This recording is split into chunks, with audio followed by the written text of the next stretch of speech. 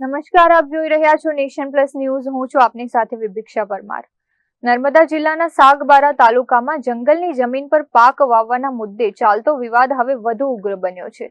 લોકપ્રતિનિધિઓના સમર્થન બાદ આસપાસના અનેક ગામોના આદિવાસી ગ્રામજનો એક જૂથ થઈને હળ અને બળદ સાથે જંગલની જમીન પર ખેતી કરવા પહોંચ્યા છે, જ્યાં વન વિભાગ સાથે ઘર્ષણની સ્થિતિ સર્જાઈ છે.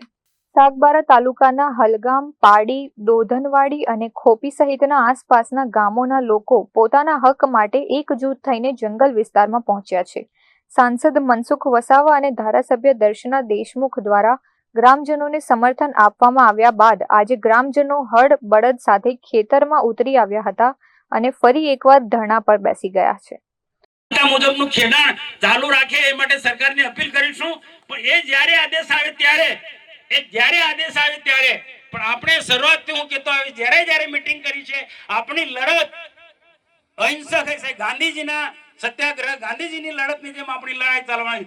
ગ્રામજનોનું કહેવું છે કે તેઓ વર્ષોથી આ જમીન પર ખેતી કરતા આવ્યા છે અને પોતાના અધિકાર માટે આ લડત ચાલુ રાખશે. તો બીજી તરફ ઘટના સ્થળે પહોંચેલા વન વિભાગના અધિકારીઓ અને કડક પોલીસ બંદોબસ્તે ગ્રામજનોને પાક વાવતા અટકાવ્યા હતા, જેના કારણે વનકર્મીઓ અને ગ્રામજનો વચ્ચે તીખી બોલચાલી પણ થઈ હતી.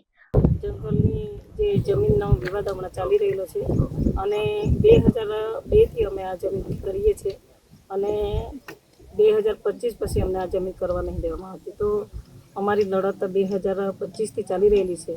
આગલું વર્ષ બી અમારું બગાડવામાં આવ્યું. આગલા વર્ષે પણ અમને ખેતી કરવા દેવામાં નથી આવી અને એવી જ રીતે આ વર્ષ પણ અમારું બગાડી દેવા માટેની આ લોકોની કોશિશમાં છે. અમને રોકી દેવામાં આવે છે. અમે હળ અને બળદ લઈને આવ્યા છીએ ખેડવા માટે, પણ અમે અહીંયા રોકી દેવામાં આવ્યા છીએ. એટલા માટે અમે અહીંયા ધરણા પર બેઠા છીએ.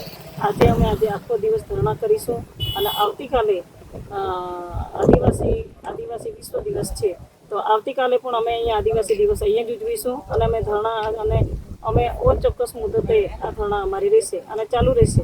આવતીકાલે અમે આદિવાસી દિવસ બી 4 વાગ્યા પછી અમે આદિવાસી દિવસ અહીંયા જ ઉજવવાના છે.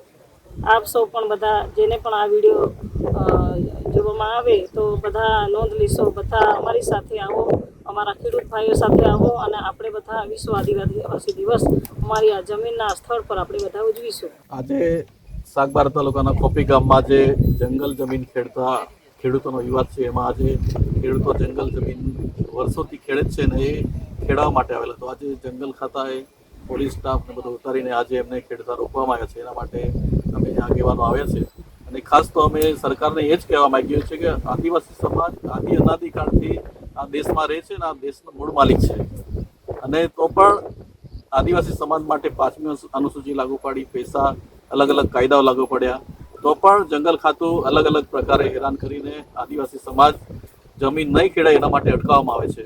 અહીંના જે પણ ખેડૂતો છે એ ઉકાઈ ડેમમાં વિસ્થાપિત થઈને અહીંયા વસ્યા છે, જે પણ ઉમરપાડા તાલુકામાં છે કે સાગબારામાં છે, તો પણ જંગલ ખાતું બંને તાલુકા વચ્ચે વિવાદ કરીને જંગલ ખાતું જમીન ખેડતી અટકાવવામાં આવે છે. એટલે અમારે તો જે ખેડૂતોનો હક છે એ હક માટે આજે અમે બેઠા છે. જ્યાં સુધી નિકાલ નહીં આવે ત્યાં સુધી અમે આ જગ્યા પર બેઠા છે. અત્રે ઉલ્લેખનીય છે કે એક તરફ વન વિભાગ પોતાના નિયમો મુજબ કાર્યવાહી કરી રહ્યું છે, તો બીજી તરફ ગ્રામજનો જમીન પર હકની માંગ સાથે અડગ છે. ત્યાં હવે વહીવટી તંત્ર આ મુદ્દે શું રસ્તો કાઢે છે તેના પર સૌની નજર ટકેલી છે. Deepak Jagtap, nation plus news, Narmada.